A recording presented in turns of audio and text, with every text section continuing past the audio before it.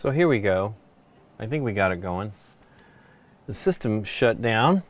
I think everything's working now. Let's see here. Let me go get back on.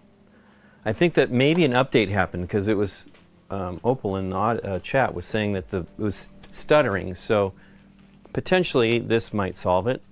It's pretty weird. I don't normally have them shut down automatically. Anywho, let me see if it's working. I had noticed that my connection to the desktop had stopped. I use a remote desktop to be able to do this stuff. So let's see, I think I gotta get on the call.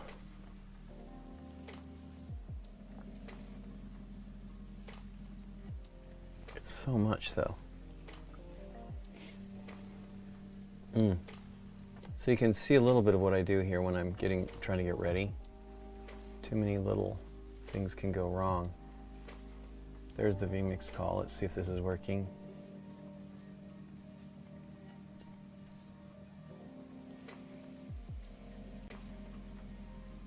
Yeah, there we go. Okay, well, if anybody's still with me, let me see if the chats are probably not accurate. I don't know that if I'm on the front page either anymore. Very bizarro computers. And these are only going to get worse because these are all mostly 10, Windows 10, which means we won't have much happening. Let me make sure this is not streaming on here. It is going. Hooray! We're back after a short time. Very bizarre. I hope it's smoother. I'll tell you that. I feel like it probably will be. That was probably what was going on. It was an update. We hadn't turned this machine on for over a week. So, okay. I might need to open up a new chat though, because this is a new stream. So let me do that.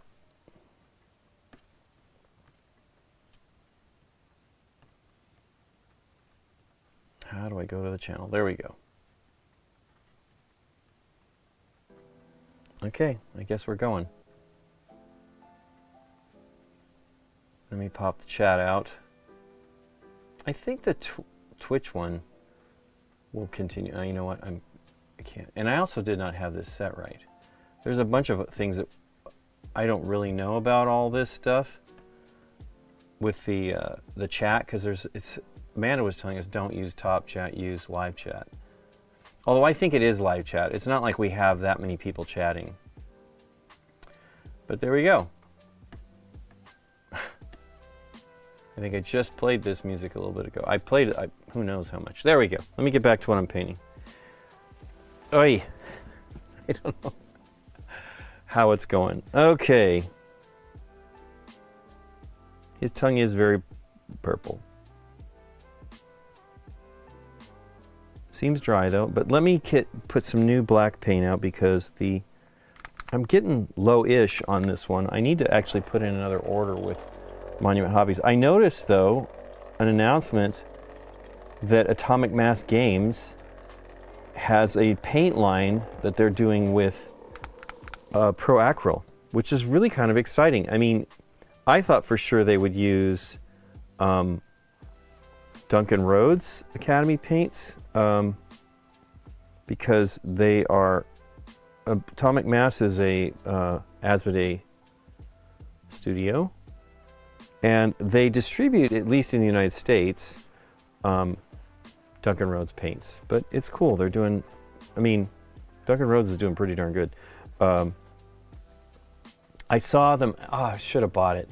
I was in Dallas. I just don't like to buy paints if I can't just ship them home in a package. But Common Ground has a ton of paints, ton of the Duncan Rhodes, and I don't have any of them. I'd like to try them, but what I was looking at wouldn't have been a great example for what is good for those paints. Are we on Twitch? Wow. Yes, we are. Okay, cool. Well, let me know if you're seeing everything and everything seems smooth, if anybody's still there. Gosh, I probably need to redo this one too. Can I refresh it? Command 5. No.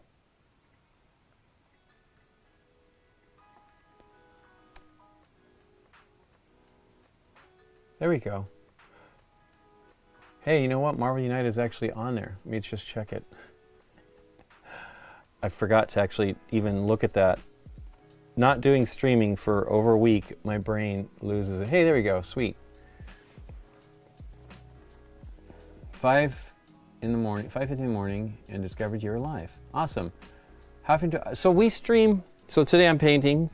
We stream twice a week, generally. Last week we did not stream. We were out of town.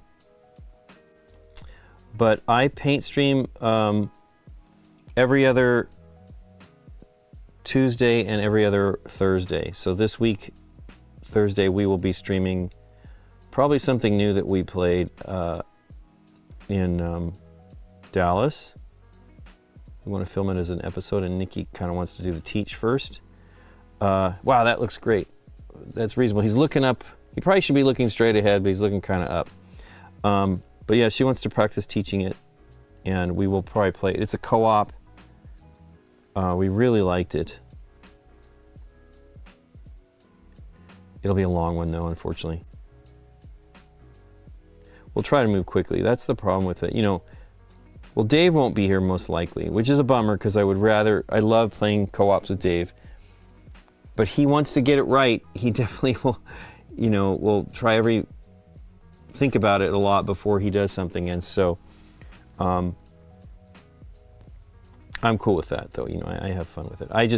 I feel with a co-ops you should lose, and we have the first time.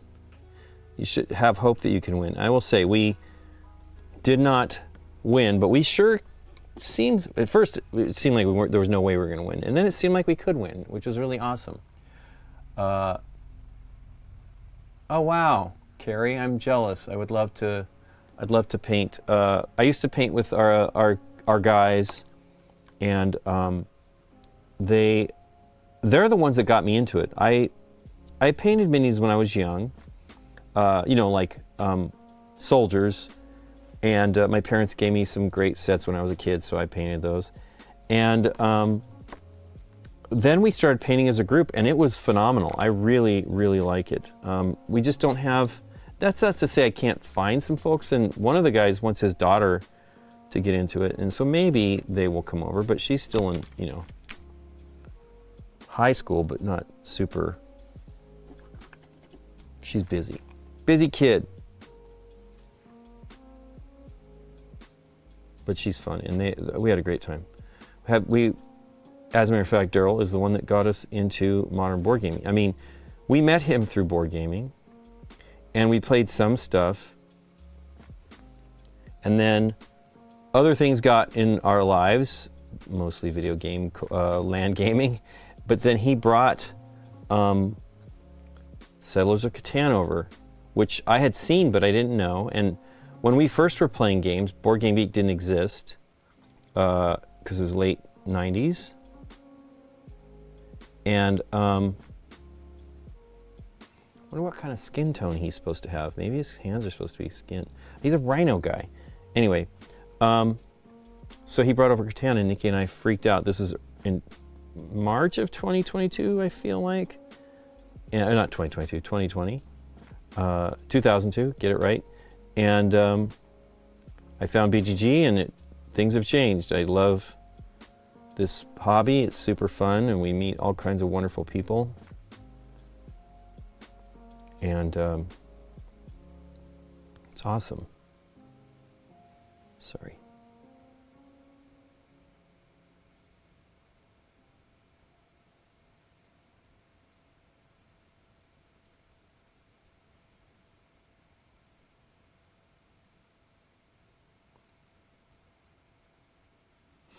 Cool. But yeah, I would love to paint with a group again. It's fun. I learned a lot painting with our friends, and they were all pretty darn good, and our friend Alf was amazing. I just was blown away at his skill. That looks cool. His face looks great.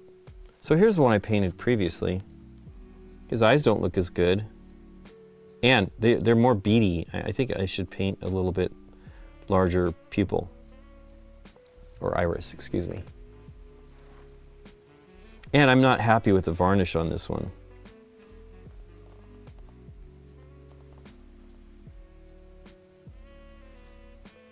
It's very shiny. I've kind of changed my formula for all that stuff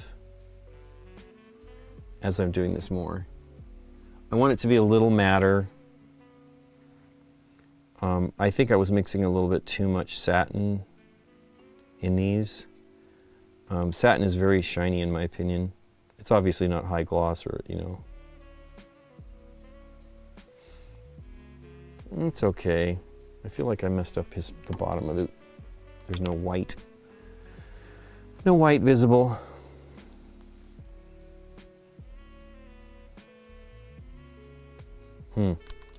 Okay.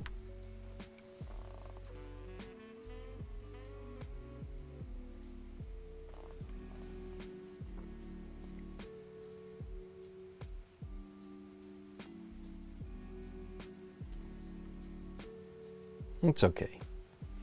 Do not want to mess with it too much because I'll probably mess it up. There we go.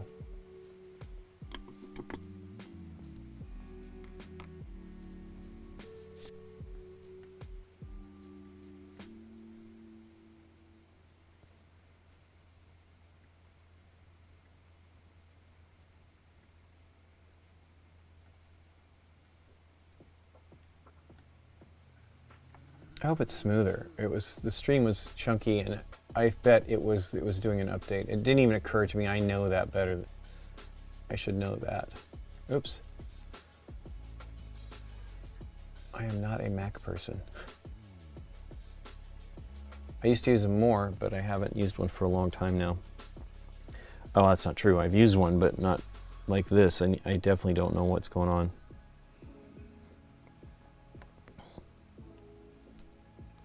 Looks good. Okay. Let me figure out what I did here. I feel like I varnished these. I absolutely need to varnish the rattle can one again. But he looks cool.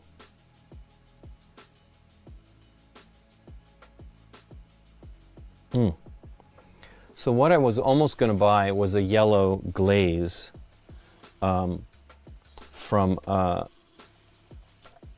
Duncan Rhodes, and I did not buy it, and I really wish I had, because we have one store here nearby, sort of nearby, over in Burbank, called it's the Geeky Teas. They're been around a long time, quite a while, and they have, you know, they were kind of involved with the folks from Tabletop, and they have some. Now I haven't been since August, so it may have changed, but they have some of the Duncan Rhodes paints. When I went to them and see them in August, it was they were just have moved.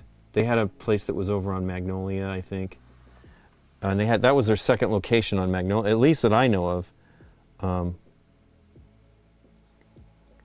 And the new one is much bigger. I went there with Christoph when he came to visit in August, and it was nice. I think we had taken him before, but it was the new location, and I hadn't been to the new location. But it's cool. We are repeating music. I certainly thought it was further along in there. It doesn't matter.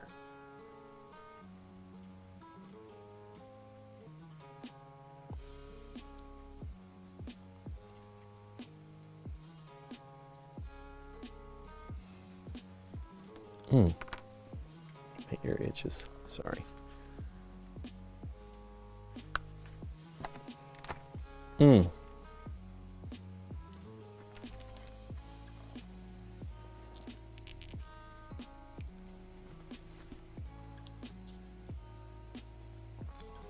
But yeah, I'm sorry, I kind of got lost there on Warb. Rarb.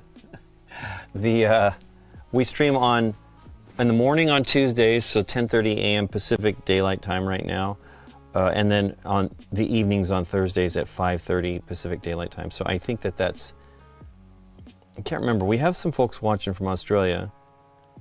Let me look and see what time it is in, for example, Melbourne. I mean, I know it's tomorrow.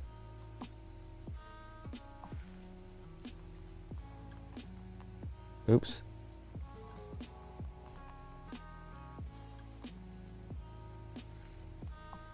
It's 6:06 a.m., so it's 6 hours behind us. Well, 18 hours ahead of us.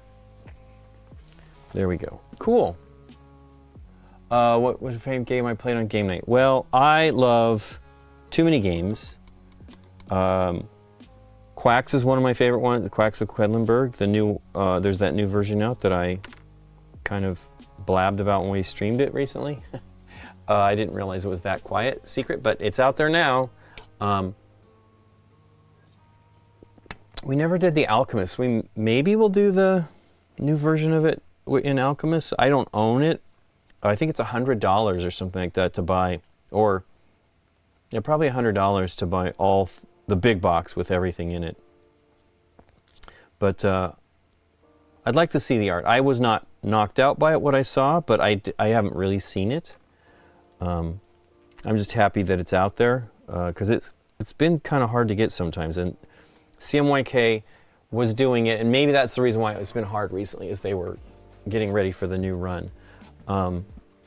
But Eric did a video of the components and stuff last week, and that is, it's just cool. It's fine. It's different. I really like the guy that did the art is Dennis Lohausen on the original edition, and I like his art, and I think it's appropriate for the game. But is it? I mean, it can be anything it wants to be, and so I think this new Japanese artist is actually really nice stuff. It's just not what I would do necessarily, but what do I? It's not my game to make the decisions.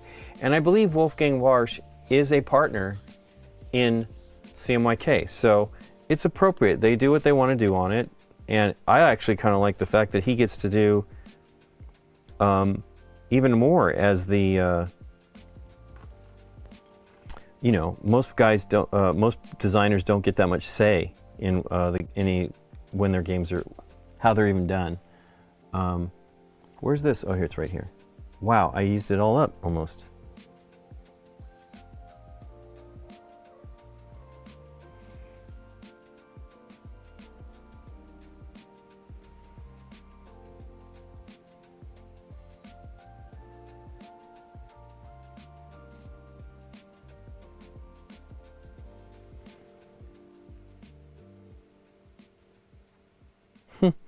I tried to do some of the eye up to the edge of the eyelid, and he looks like he's. This one's much smaller. Let's give him a little bit bigger iris. Pupil.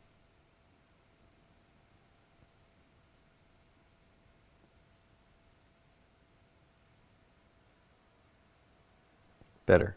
Okay. But yeah, I really love Quacks, but let's see what else. I mean, there's some great games on there.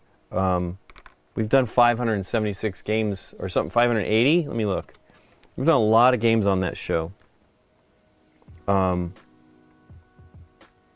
We have a geek list of all that stuff on BGG.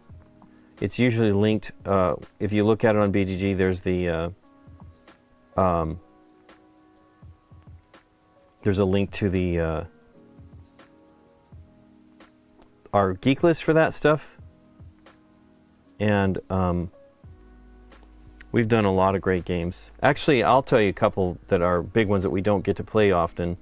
Is This War of Mine was amazing. Boy, it's not working.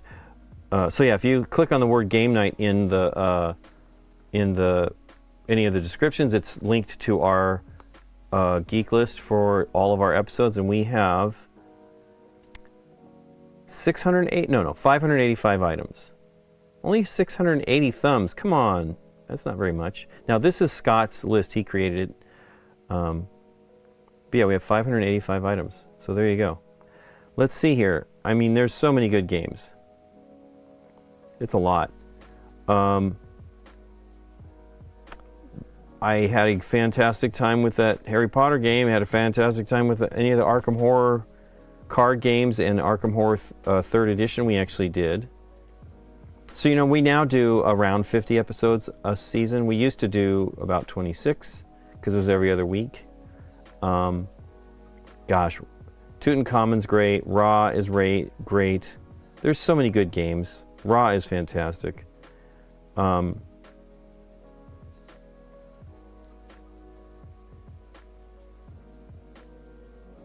The Clone Wars, the Pandemic System one was great. Isla Nublar, the Legacy Jurassic World one, I really like that one. We did not finish it. We did 5. We played up to level 5, I think, with Candace. A couple of them we did the stuff on the show, and then continued with it. Gosh, The Loop was fantastic. We did that one the beginning of 2021, or no, May 2021, June 2021. So yeah, it starts to get, the seasons, like, when Deborah started with us, that was season 7. And I think we were doing 50, episodes every week. We had, previously, it was, the years went much slower. So the first 6 seasons were about 25 to 30 episodes or so each. Probably a little more than that, because we do the SDJ stuff. Man, I'm going back to the beginning here. King of Tokyo's awesome. Ongriff to Clone Krieger was a great game. That's a cooperative game done by Marcus and Inca Brand, so only available in Clone Wars, only available in German, unfortunately. Terra Mystica, wow, that's 12 years ago, almost 12 years ago. That was a great game. It's a lot. We've played a lot of games, and that's the problem. So ultimately, as much as I love a lot of these games, anything you look at on Game Night, most of the time we've only ever played it once, maybe twice. Depends. If we really love the game, like Quacks, we played it a bunch with people and taught it to people and played it on the cruise. I think we already did it on the show, yes, because when we first did it, we had no... I 3D printed token holders, and then we went on the cruise. I printed token holders for that cruise, and then we played Orleans with the bits that we were manufacturing, and we're like, oh my gosh, we need to make these bits for Quacks. And they went through the whole process and got it properly approved. And those are the way to play. The new version of the game has some similar bits, different art, not because all the art has changed. And I really I want to see them in real life. I kind of want to buy the set. What guest do you think gets the most love in the comments? It really varies. I mean, obviously, Deborah gets a lot, but Dave gets Dave is a great teacher. Aaron is a great teacher. Rusty is a great teacher. And Nikki's doing really, really well. Really good. She's new to teaching, really. She worked for publishers, so she did some teaching at conventions and stuff like that. But we really do get a lot of comments about the teaches. And in particular, so a lot of teaches are scripted. They are trying to do a really great job about the game, teaching you the game. We don't script it. Dave and Nikki takes notes. Aaron sometimes takes notes. Dave takes no notes. He has just been teaching. I don't think Rusty takes notes either. They just learn to play the game and teach it, and they're so phenomenal. Rusty has become an amazing teacher, but Dave has always been amazing, and we get a lot of comments like, gosh, I want to play games with Dave. And that was my feeling when I met Dave. It was like, oh my gosh, I keep wanting to play. And Lincoln's very hot. Thanks, Opal. But yeah, Deborah does, it's not a ton though. You'd be surprised. Here's the thing. Not everybody knows who she is. They don't even recognize her. Our friend, this weekend we were talking, he's like, I didn't even realize she's the one from Daredevil. I'm like, yes. And she's filming more. A lot of positive comments for Amanda, who's new to the show, and positive comments for Gabby. Gabby's amazing. I wish we could have her more often. She actually produces Deborah's podcast. And then Gavin got a bunch of comments, and he's already gone. He had to move out of state because the fires made it too expensive to get a new place here. So they moved to New Jersey, which is a real bummer. He sent me a picture of his gaming space, which is fun. He's a great guy. I was really sad to... we met him through our friend Russ. Russ actually gets a lot of comments too. Russ is great. He's also a great teacher. We are fortunate. We've had so many fantastic teachers around us.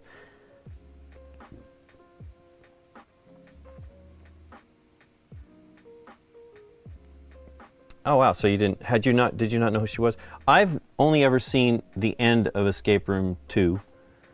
And I watched some of the Daredevil, but I've only ever really seen Deborah on stage.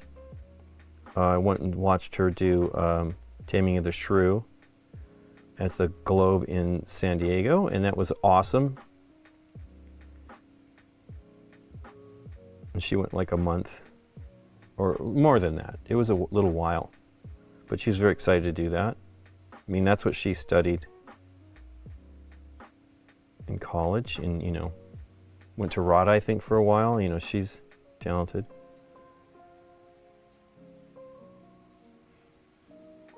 But yeah, Deborah found us on YouTube and then ran into our friend Kevin and couldn't recognize who he was, and then finally realized that he was on GameNight. And he invited her on.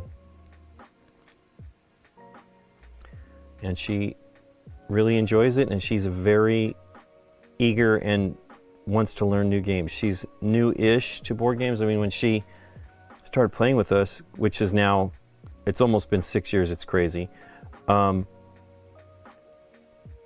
She hadn't really played any modern board games. She's very much into D&D. And she really has gotten into it. We have an episode coming up of one that I wanted to give her the game. It was not my copy to give away, but she was so excited about it and was looking forward to trying playing it solo. It'll be an episode soonish. The problem was we shot our last video with Gavin prior that same day. So we had Aaron coming over, and he actually taught a game. He was very excited to teach it, but we knew that he was not going to be around. I mean, he may come back on the show occasionally, but he doesn't live here anymore. So it took us a while to get through it, and so we rushed to get to the next game, which was what we filmed with Aaron and Deborah, and it was actually an opportunity to try to have Aaron play with Deborah, because he hadn't played with her in a while. And so unfortunately, Aaron and Nikki's side of the table is out of focus the whole time. So I think what happened is it's easy. I actually control the cameras through a tablet, an iPad, and I think I touched to focus by accident. And we're going to use the episode anyway. We're going to make a note about it and stuff, but we just couldn't. The downer is, if it's the other side of the table, it's me and Deborah in that one, it wouldn't have mattered because you don't see us that much. Whereas the teach side, you see it a lot. Now it just got edited. I don't know if it'll be the next episode, but I need to see how that turned out. And if I need to just try to focus on not showing that side of the table, it's a bummer. But we don't get a lot of opportunity. Deborah's on a lot. She comes over, but we don't have, right now, of course, she's gone for 5 months. And so I try to spread those out a little bit. Yeah, it is a great video. It's really great. And it's quick. Like, she gets him kind of right away. She actually had, I think Charlie was on her show, Relics and Rarities, that used to be on Geek and Sundry. That's essentially how Kevin and Deborah met. They were at WonderCon, and Kevin was helping her and her husband around for the event. And that's where she recognized him, and you know, she was doing some probably a panel for that show. Gosh, I got paint everywhere. We've talked about having her do a one-off on the show. It would be fun, but I don't know. I mean, I want to do it, but we don't have a ton of time with Deborah. She's probably going to be moving as well, which is a bummer. Doesn't mean we won't see him, but we won't see her as much. So that's a bummer. She's great, and we love having her over. And she said if we let her come back in June, I'm like, Deborah, you're always welcome. It's funny. You know, doesn't want to impose. But she's fun. You know, we did Quacks not Quacks, Duck and Cover. We say Quack in that game. We did that with Deborah last week, and she just was so excited by how the game works. It was really fun. Oh, it still says Yondu on the current project. Boo. That's okay. I could do some Yondu here. That looks good. I clean the desk all the time because I don't want like little specks to get on black particularly, but goodness gracious, it's not enough. Now, we had an earthquake before we left, and it did like rattle some plaster and stuff loose, but it's all over everything. You look at the faces, they look good enough. He's very pink. That's not the one I painted today. That's the one I painted today. Oh, I was marveling at the rim on the other one. That is not the one. This is the one I painted today. Okay. They look cool. Anyway,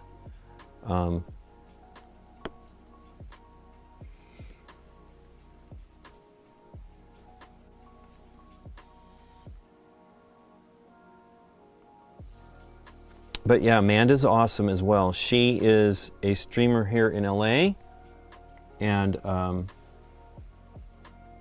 she's such a good guest because she gets everything that we're doing, right? I mean, you know, Dave and Deborah understand production, so they get it as well. I mean, Deborah saved my bacon on a video we shot recently because she remembered the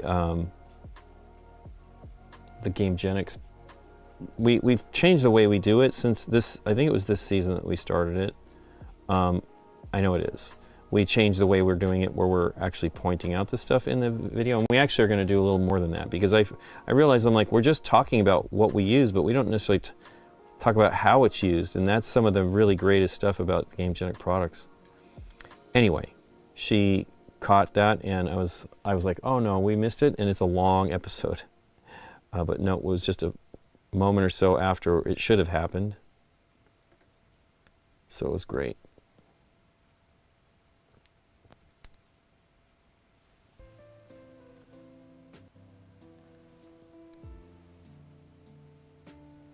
Don't need to do another coat on that.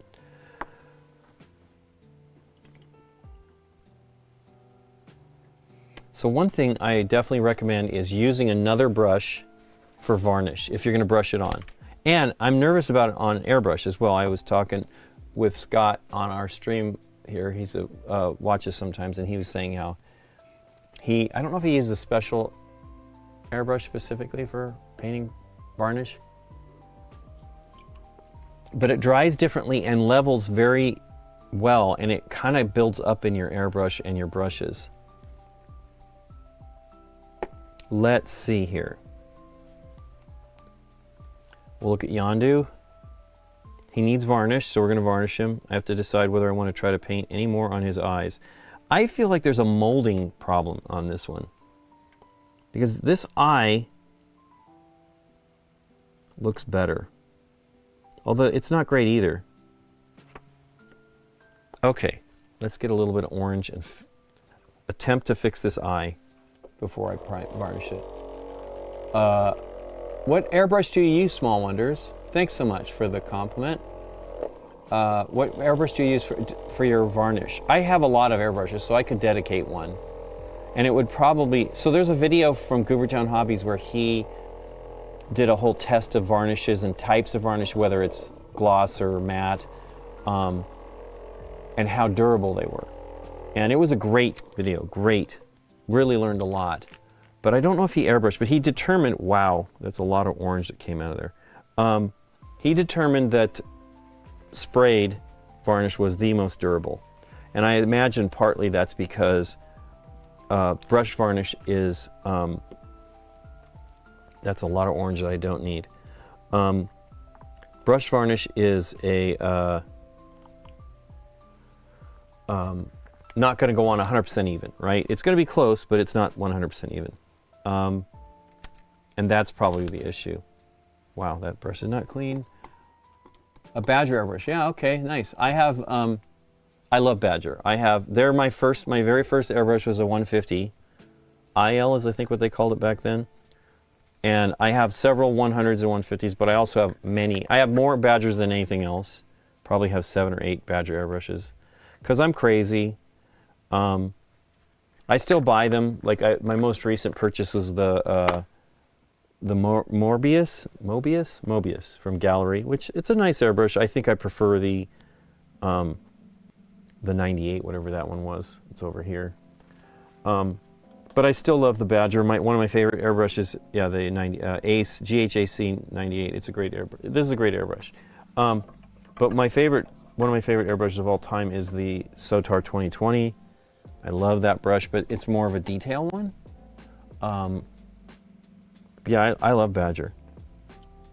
I have now, you know, a couple Harder and Steenbeck, and I have a couple of these galleries. I have some low budget ones. I have one Iwata that's very good as well. It depends on what you're doing. If you're really a detail person, then you need to buy a brush that's going to be quality, can spray under low pressure to be able to do nice detail, level detail. I'm not doing that kind of stuff. I mean, I am kind of doing a little bit of detail stuff where I'm trying to get the face to be a little brighter, you know, for what I'm doing. But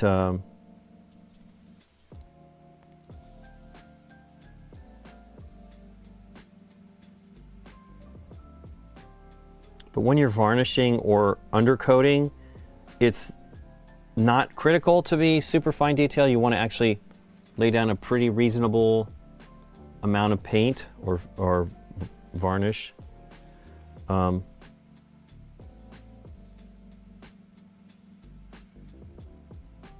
Well, that's better. So it's weird, like in this one, usually it's like a solid surface for the eye. They actually have both of these pupils raised, and they're not really great. I did a better job doing his left eye on the right one on looking at it. It's still not that great. I think I should put a little bit of orange on that eye as well, just to make it pop out a little bit. Oh, I have a ton of it. Oh, that's black. I have a ton of it over here to use. Yeah, it went down. I have a Badger Patriot 105. I have one of those too.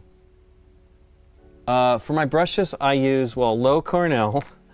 I use Saks. These were recommended by an amazing painter. They're not terribly expensive. I have a lot of these, and I think they're amazing for the price. This has some soap in it. These are very basic golden Taklon brushes from, and this is not a great brush, but it's been used a lot, from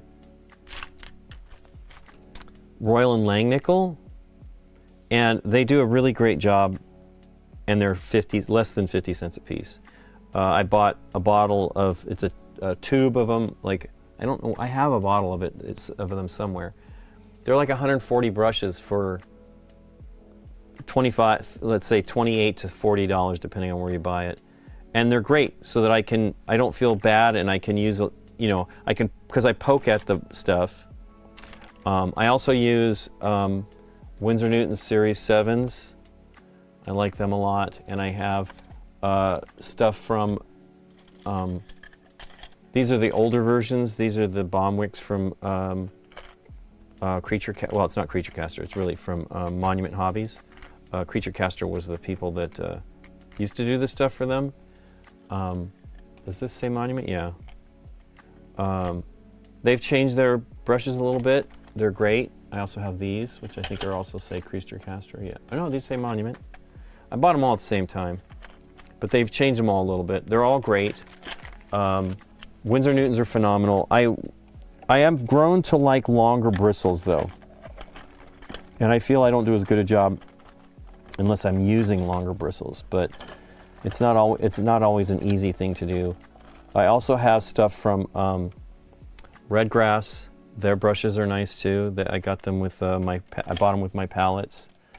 So there's a lot of choices, but I have, you know, $27, $28 brushes and 30-cent brushes, and they all can do a good job. I love these though because I can just, like, if it starts to get not, like I used, another one I used a lot that I loved, which I haven't been able to find, is, where is it here? And I use Army Painter. I mean, this is one that came with one, like my speed paint, and it's actually been a great brush. Where's the silver one? I don't remember the brand, and I use them all the time, and it's not sitting here, which means I cleaned it up and didn't put it. And it lasted forever, like a really long. So, you know, one of the things about natural hair brushes is you can kind of straighten them back out where the tip starts to curl on the synthetics. I have had success at heating the water, putting them in hot water, and it will straighten out. It does not last as long as a fresh brush. What is that silver brush? I have a bunch of them and they're not here. Oh, you know what? They're probably, I mean, I have brand new ones over here. Let's find one. But yeah, I bought this Saks. These are inexpensive, and you know, like a couple dollars per brush. I got them like at a school supply place. Here we go. Here's one of these. Zem. Okay, that's what the deal is. I got these on Amazon. No, eBay. This is a 4. It's pretty great. These are also recommended as well by a painter. The first 2 lasted really a long time. So I don't know if my skill has changed where I'm a little bit too abusive or moving too quickly. Because part of the issue is you're poking the brush into the body of the, you know, into the mini, and you start to curl the brushes real quickly. My first 2 Zems were, I don't think they were 4s. They were probably 2s. Lasted forever. Like, did we? Oh, I thought we crashed again. Yeah, I have too many brushes. But I really like I'm really impressed with these Royal and Langnickel. Considering how oh, there they are. I have them in a different spot. Oh, that's a 4 as well. Did I use 4s? So I had a friend recommend like using larger brushes. You can get, if the brush is good, you can get fine points. Yeah, you can see this is the first one. It has a bit of a curl at the end of the tip. And I use it for other things now. It's fine. You know, I do like to paint the base of the Mini and stuff like that. I have more. And I have other brushes I'm missing out here. I have some from Dick Blick. Their art supply place. We were in Dallas and we saw Jerry's Artorama, which I've only ever ordered from online. I didn't even know that, maybe it's a chain, I don't know, but I was like, wow, because we don't have, our store that I used to buy paintbrushes from has closed. It's near the university, Cal State University Northridge, and you know, everything's digital now. So you don't need the materials like we used. It's kind of a bummer. And I actually, you know, Nikki and I used to love to go, and they were fantastic for paper. We used to buy paper from them all the time. And I had so many projects that we had worked on that were digging around there. They had a second story that was mostly all paper. It was so great. Such a bummer. I went over there one time. So I think they've been gone a long time now. I think they closed in 2017 or something. I feel I went there not too long before they closed and didn't know they were closing.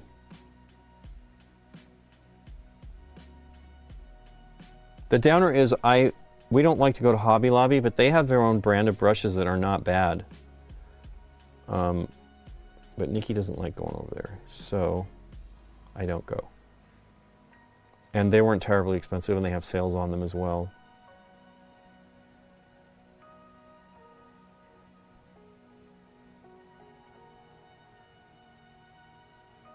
Trying to make that oranger, and I'm only making a mess. Because his other eye looks more orange.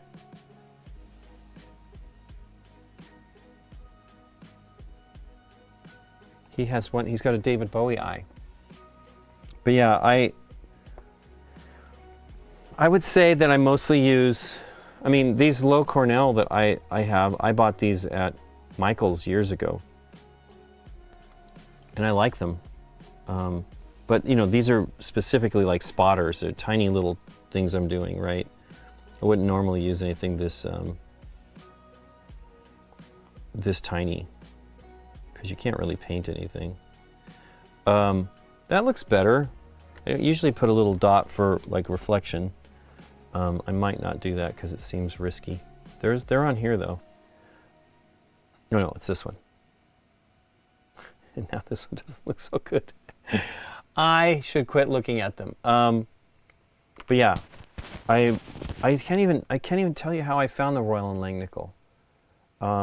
They make much nicer brushes, but I like synthetics a lot for painting acrylic. I think it's you know, again, I should try using more. I have a few. I have you know, not a few, quite a bunch. Natural hair bristles. The thing is I think we're having trouble with sable because of the troubles with Russia and Ukraine, and so hopefully those become more available again. There are other sources, but I think the finest is the Kolinsky sable. And I've heard some rumors about some phenomenal synthetics coming that I hope that do happen. I don't know. For the person that told me about them said they were expensive. So I just, you know, I don't know how I mean, I'm sure that the animals do not live, that they get for the, to harvest the hairs, you know, the bristles. So I'd rather use synthetic, you know, not that synthetic's great either. Plastics, you know, hooray. Yeah, Jerry's is a chain. Nice. Well, we don't have one near here. My go-to brush about everything is size 2. That's Scott, who I was talking about a moment ago. He uses 2s. I'm a 2 as well. I use a lot of 2s, but for example, here's a 2. No, this is a 1. This is actually a pretty good 1. This is one of the Saks ones. It's a pretty good one. Is this the 2? Yes, this is the 2. That's pretty big. I mean, but I like it. I like it. I feel that I can get a really tight point, and it holds a lot of paint. So that's the thing. In my youth mistake was it would be too little paint. It would dry out too quickly, and if you use a paintbrush with more of a belly like these, the paint doesn't dry up real fast. You can paint a lot more without having to constantly go back to the pot or the palette. But I like 4s. I use a 4 a lot as well. It's shockingly good. I don't think I bought any 4s of I only bought 1s and 2s from Saks. Oh no, there's a 0. I definitely tried different sizes. See, that's not tiny. So I bought more than, they're all right here. Let me look. The longer paint, the bigger the belly of brush gets, for sure. This is 0. 2 with a different kind of fiber for the bristles. This is a size 1, size 0, size 2. I like the size 2s. Size 1. I've used more of the size 2s than anything else. And I bought 2 packs of these white tack on bristles, size 2s. But yeah, they're great. I really like these actually. They're just not widely available. I've looked for them on Amazon. I ended up buying it from a school teacher supply place. I don't remember what it was, and they were not terribly expensive. And they sold them in packs of up to 6, I think, if you want. And they, obviously they'll sell you more than that. But it was good. I really, really like them. People complain about the price of sable brushes, but they last for years if you take care of them. For sure. This is exactly, Scott's talking about what I had, the issues I've had. I've had synthetics that will last forever, but I will say this. I've had problems with natural hair too. Same idea where the problem, and the expensive brushes over the years. Now, maybe I wasn't as good a painter, and I think the biggest risk on all brushes nowadays is that you do not get to see them before you buy them. And that works for both synthetic and natural hair. But yeah, synthetics will last a long time. One of the Winsor Newtons, I don't know if it was the one I pulled out, is very old. I've had it for a long time. That was my first brushes when I was in school.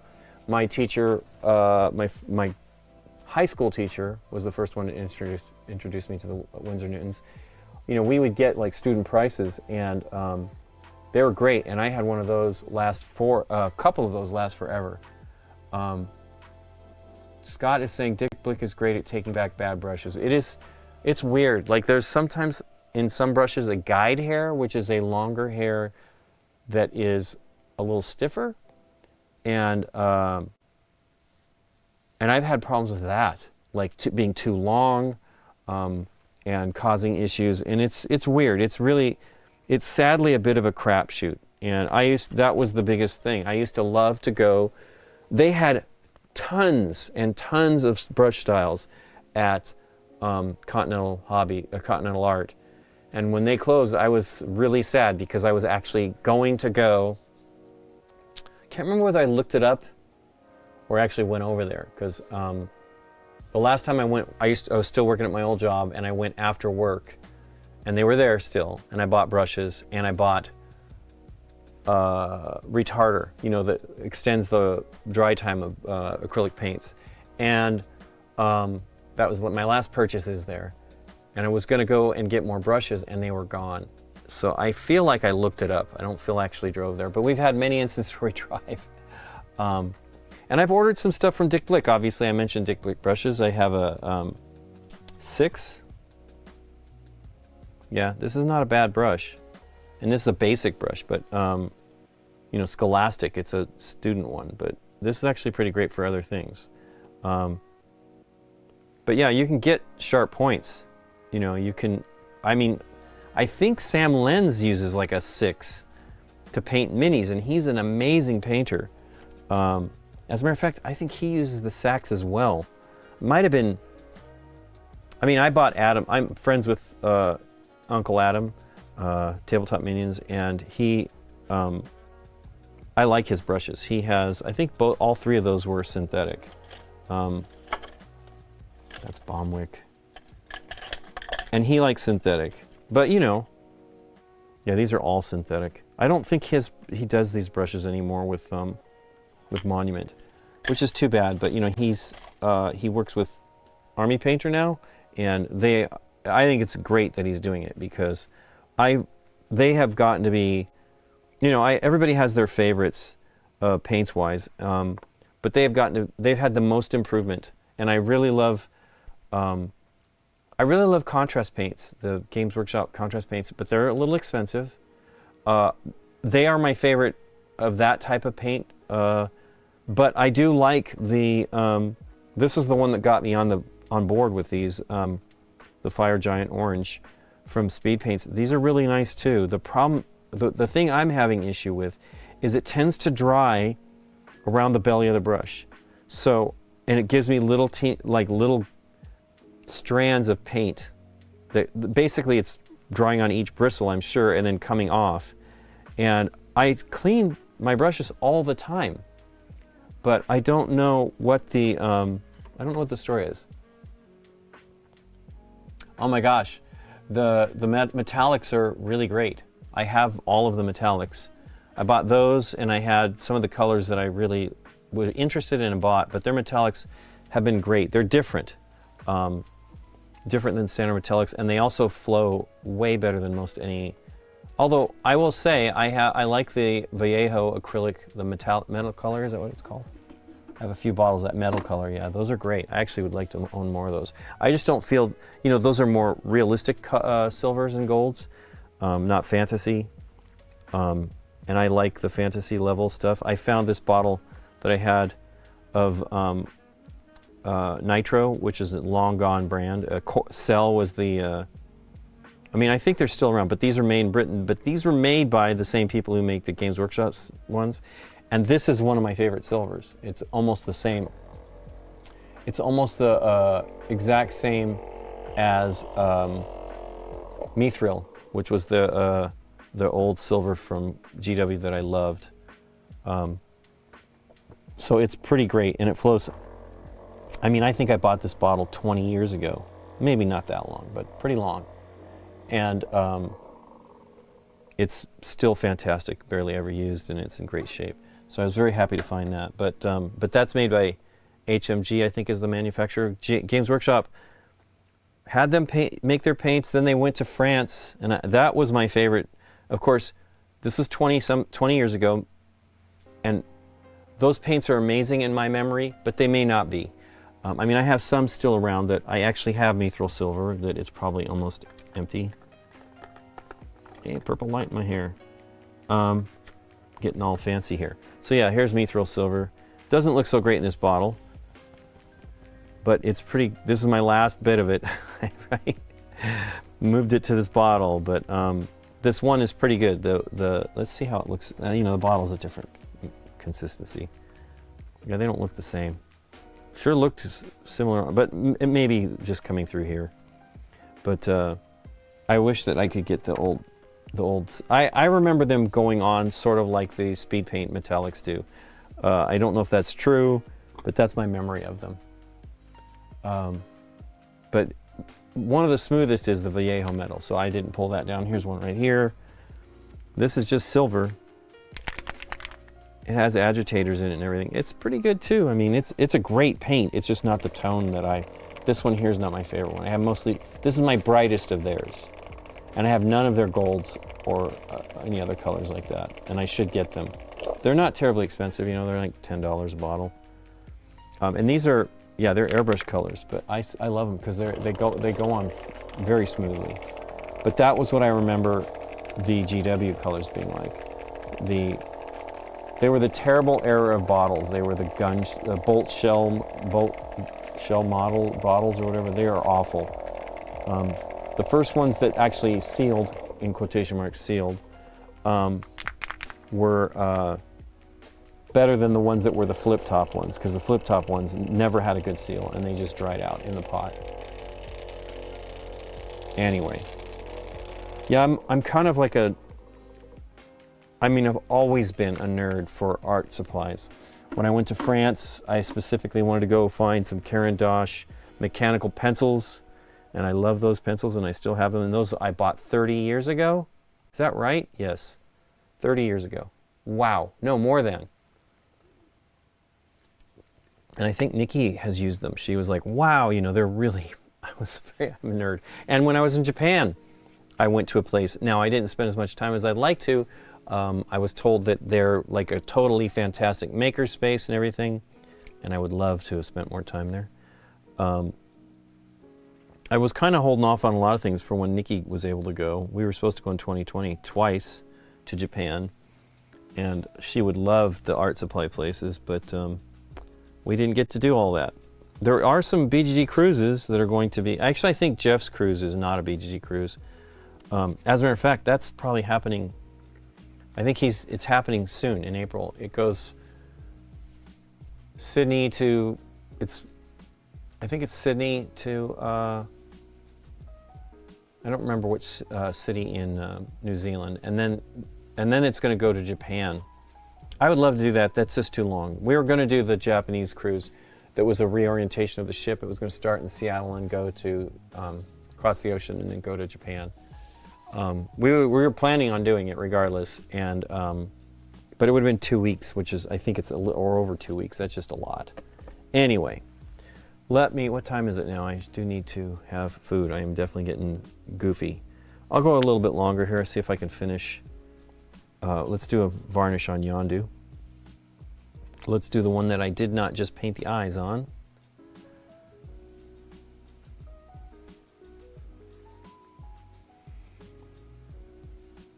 It's pretty much done. These are kind of a bummer. They're pointing down. And I've seen them where they're not.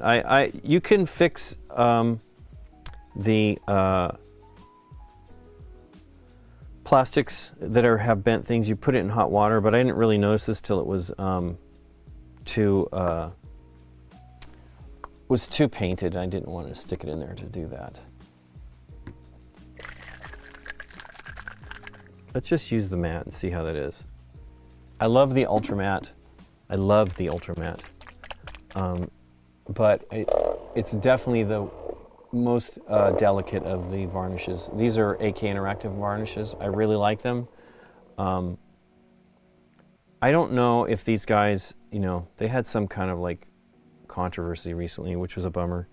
I like their stuff though. I don't have a ton of it. MIG is the other brand that's formerly related part of AK, and they're pretty good. But I bought these bottles. Let's see, does it have a date on here? Nope. I bought them during the pandemic, I believe. This stuff is thicker than the other one.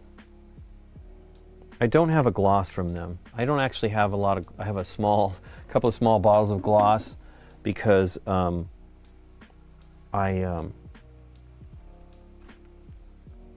you barely use gloss varnish. Barely. Okay. So you don't want any paint. I like the brush to be damp, but you don't want any water in there when you're using the varnish. I don't think it's necessarily something you really have to worry about. So the way that I do this is I do the base very first because I'm going to handle it before the rest of the model. Because I will, well, that's because I'm usually painting more than one, so I won't be doing that today. But yeah, I need to experiment, and I have tons of badgers, so I can easily use one to do.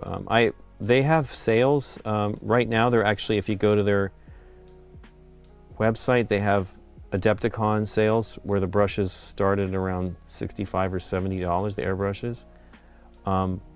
They were doing for a while, I think it's their 60th anniversary now, or maybe last year was their 60th anniversary. But they would do sales that were based on their birth date, you know, how old the company was. And I bought my first batch, that's why I have so many badgers. I already had a lot. I had as I said, the 150s and the 100s. I had a Crescendo, which was kind of like their rip-off of the Pache or Posh. I don't know. I've never had any of their airbrushes. Anyway, but I bought modern ones, including the Sotar 2020 and the Patriot and the Renegade Chrome, and you know, I just wanted to try them all. Part of what I had migrated to, I used to use siphon feed, where it's a bottle that's at the bottom, because I was doing it for art, and I was painting a lot of stuff. And so siphon feed, number one, is a larger bottle of reservoir of paint, and it was not blocking it doesn't sit in front of your nozzle. Like when you're holding your airbrush, there's an object sometimes obscuring what you're seeing when you paint. When you use a siphon feed, the bottle's underneath and you don't notice it. Or the cup. I have used the metal siphon feed cups for years as well. It's basically gravity then siphon. So it sucks it out of the bottom of the bottle. And I use those probably more than bottles. It was easier to clean them, to be honest. That's one of the things.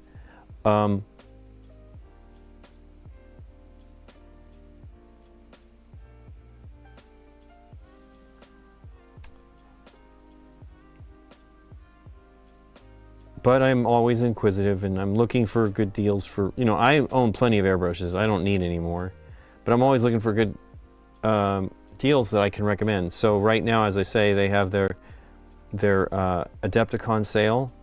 You can get a Sotar 2020 for $70. They don't give you any accessories. There's no hoses, there's no quick disconnects or anything like that. You can order some of that stuff, but in that kit you're going to just get the airbrush. But it's worth it. You don't need to. You can buy inexpensive hoses. The one thing that you'll know with Badger, which I really like, they have a different connection. So if you were to do a quick disconnect, you would need to buy the one that adapts their connector. I'll show you real briefly here.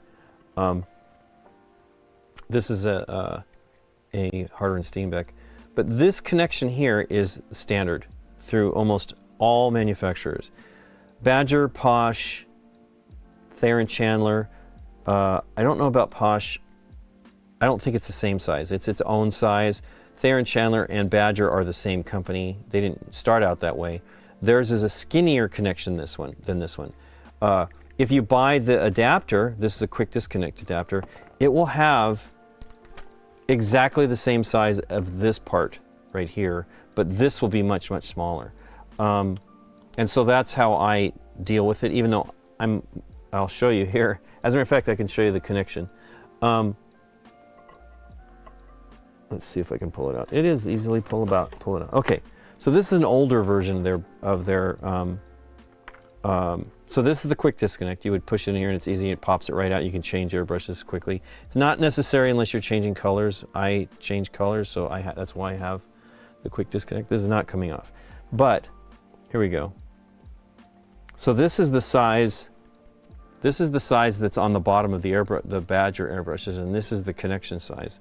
I will be honest with you, I love the smaller size. It's less bulky and obtrusive, but the thing is the rest of the world, you know, airbrushing world uses this size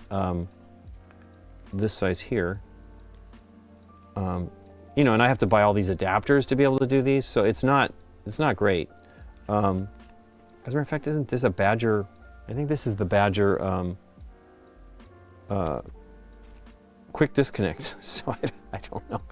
You know, theirs is, I don't know. It's weird. They actually make one airbrush.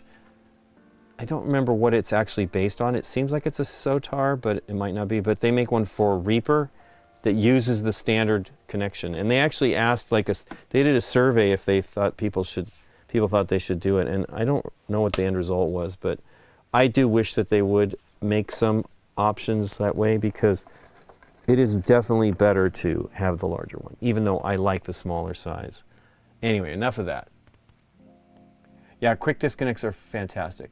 I really like the Harder & Steenbeck quick disconnects. I have several of theirs, and they're very inexpensive on Amazon. They're like $4 or something like that. And they actually have the new Infinity. I mean, they actually have all of the brushes, but they're out of stock on anything but the Infinity right now. And that may be just because Harder & Steenbeck is just manufacturing a ton of those, because everybody's excited about it. I would like to have one of the Infinities I have an Infinity already, but not the new one. But I don't know that I will buy it. I don't need it other than just pure curiosity. They don't want to try it out. But, you know, it's not. Some people, it's their favorite airbrushes, and they are very good. They are definitely German engineered and phenomenally built, but I have really good luck with my Badgers. They're truly, and that maybe it's just years of me using them. I don't know. I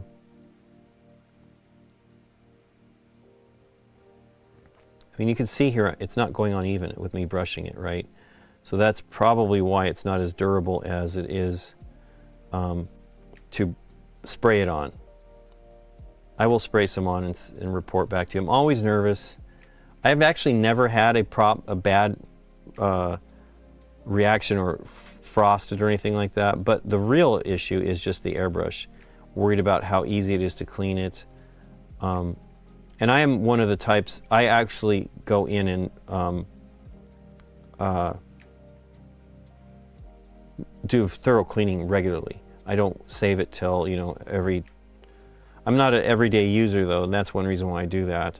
I watch a guy called his channel's called The Art Workshop, I think. And he's a phenomenal airbrush artist, but he also reviews, and he said, you know, a lot of the audience for the reviews are model people. And he's like, you know, thanks for coming and all that. And he really does a great job of covering. He loves the harder Steenbecks. He loves he has an Iwata Micron, which is a very expensive, like $350 airbrush. And those are phenomenal build quality as well.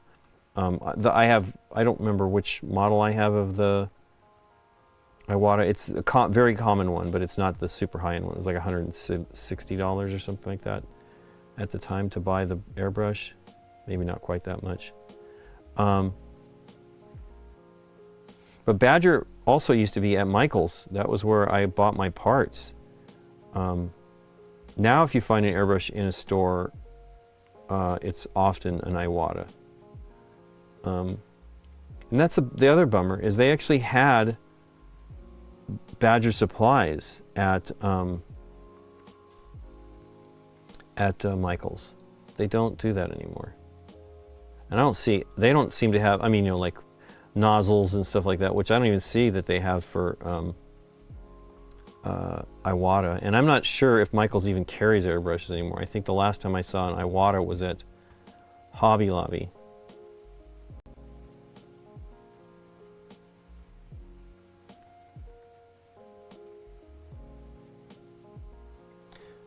Varnishes smell different too. They're definitely something different with the formulation on these things.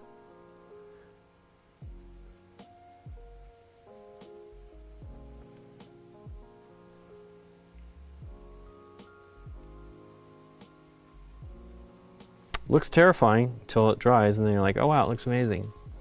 So you can already see it's a pretty good level of sheen on this mat. I buy the Ultra Matte and I love it, but I probably should mostly focus on the matte because it is the one I'm using the most. Satin is too shiny for me for most of my stuff. Because if I'm going to do shiny, I want the gloss. Anyway, well, there he is. I'd love to buy another. I am broke from buying a couple more board games. I need some more commissions. I do love the Badger stuff, though. They've been great for me for years. And I still have my very first one. Let me actually show you. We'll see how the quality is. I mean, they've really changed them over the years. There's an airbrush in the, oh no, it's right here. I have a lot. Let me just count. Let's be stupid here. I got 2 sitting out here, 3, 4, 5, 6, 7,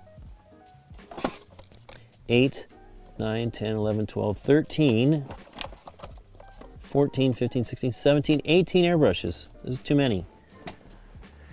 If that's even right. So here's my very first one. Oh, you can see here. I might as well show you. This is the quick disconnect. I didn't get into quick disconnects until 10 years ago. I mean, I've had this airbrush forever.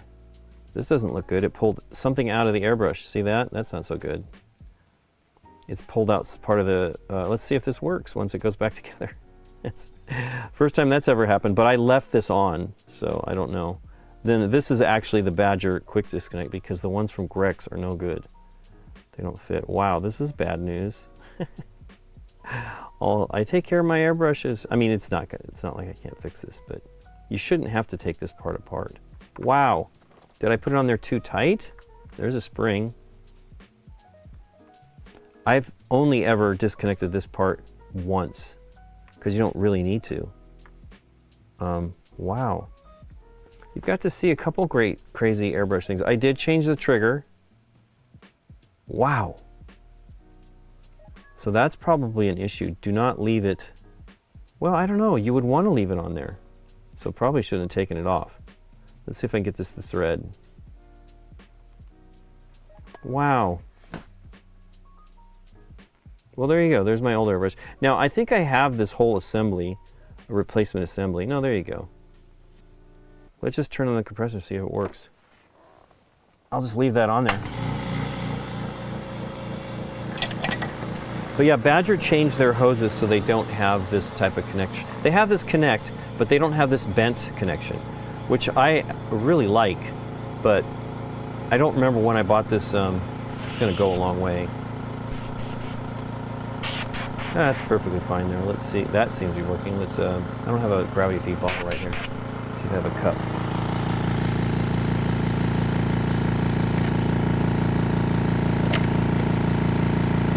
That compressor's noisier than I think. I'm actually right by it. They get to hear it very loud. Some of those gravity feed siphon cups. Gravity siphon. Oh, here they are.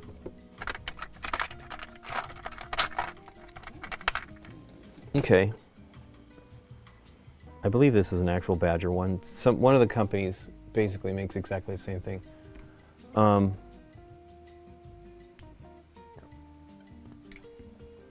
Very weird though. I have not. I put that on there and left it. That was because I mean, I bought these a while ago, so I don't normally take them off. Oh yeah, it's working perfectly fine. So this is a 150. The 100s are like more fine detail work, and it's actually, I think I have a 100, excuse me, that is siphon feed, a gravity feed, and then one that's a side cup. Side cups are awesome too, but you can see here, when you're looking down the barrel of it, nothing blocks you. On all of these, this obscures your view. This is why I like these, maybe because my parents bought this for me, so there was no thinking about it on my end. They might have gotten advice. My dad had a lot of artist friends. Let me turn that compressor off. We don't need to go back on. It is louder than I thought though, and it's quiet, but I want to, that art workshop, he has like a silent air. It's a $700 compressor, but here's the deal. I don't use it all the time. If I were painting constantly, I would probably want it. But yeah, this is a great airbrush. This is not this original nozzle cap. And I replaced ages ago. I bought a tool. Let's see if it'll work on this. I'm not going to take it apart. I just want to see if it'll fit. But yeah, I've cleaned this. I mean, it looks pretty good. It's not perfect.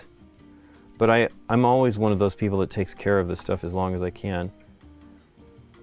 So this is a different way that this one goes on. I don't even remember how this all went on. So it won't fit this, because they have like a tool for this to fit. Oh, you know what? I might have just bought the whole nozzle.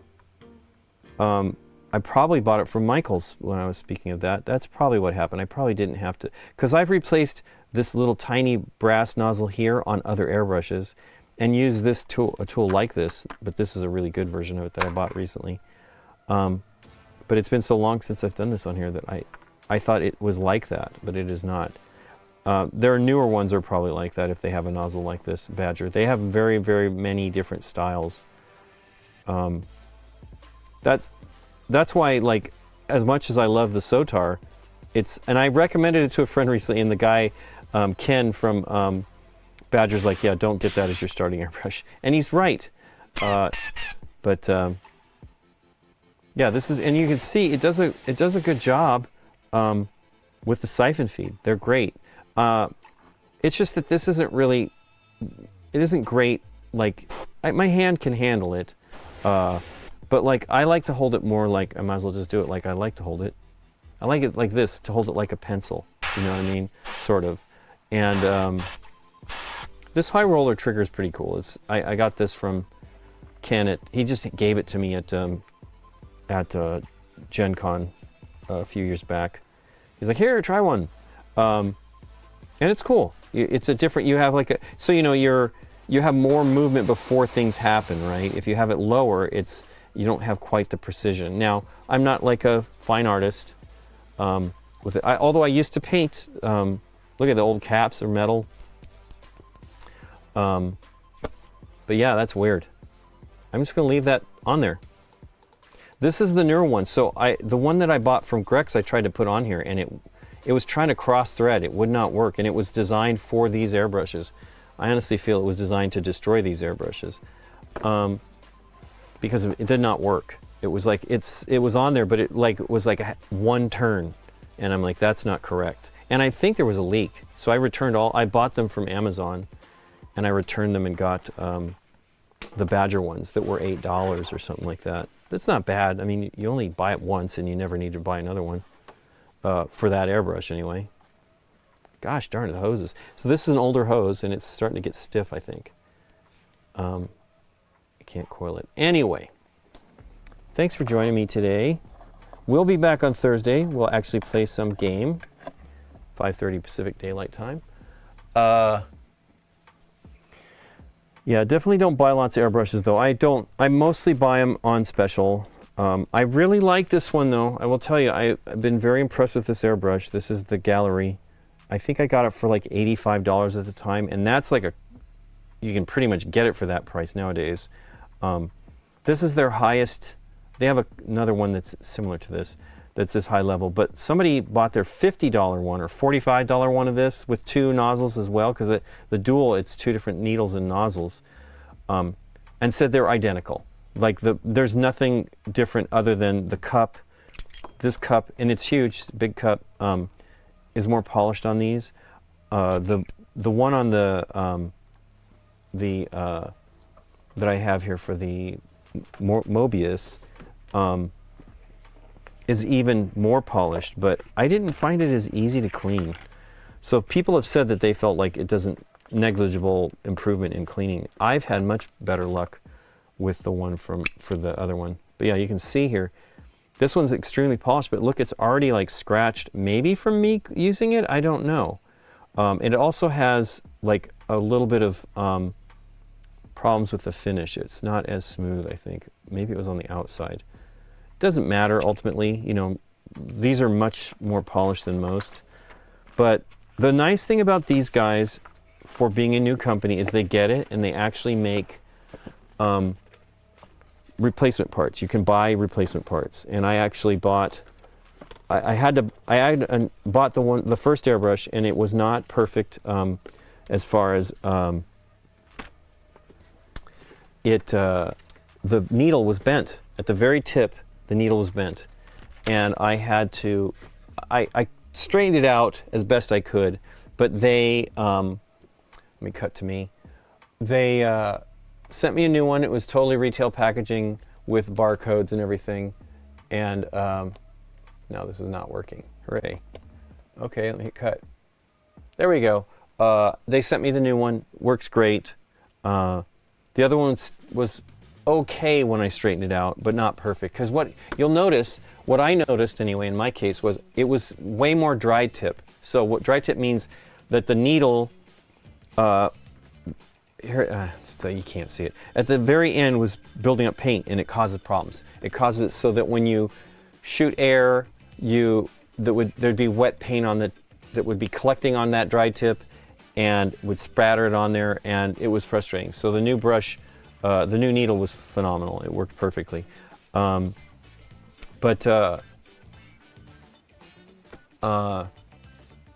It's, you know, spend what you can afford to do. I know I used the one recently that I showed. I had this compressor that I got that came with it was $60. It's now $70, I think, right now, with a little airbrush that's okay, and it would be good for priming.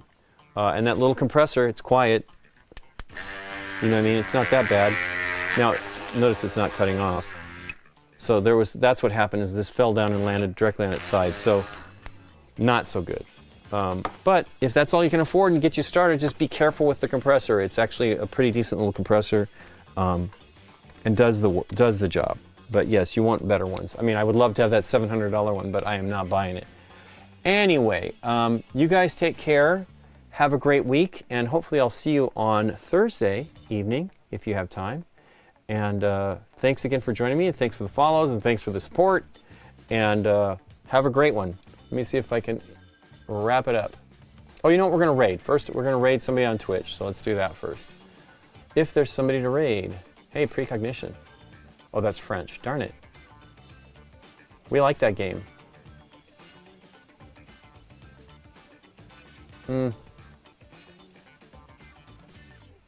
Let's see here. I would have us raid the French ones, but it won't be good. Maybe we won't raid anybody. I'm not seeing anybody.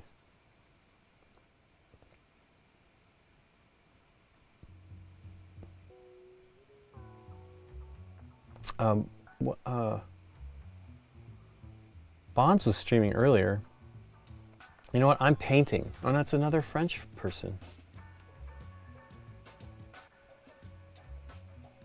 And German. Goodness gracious, not a lot of folks. Let me go one more time looking at who we're following. Literally 2 people. Okay.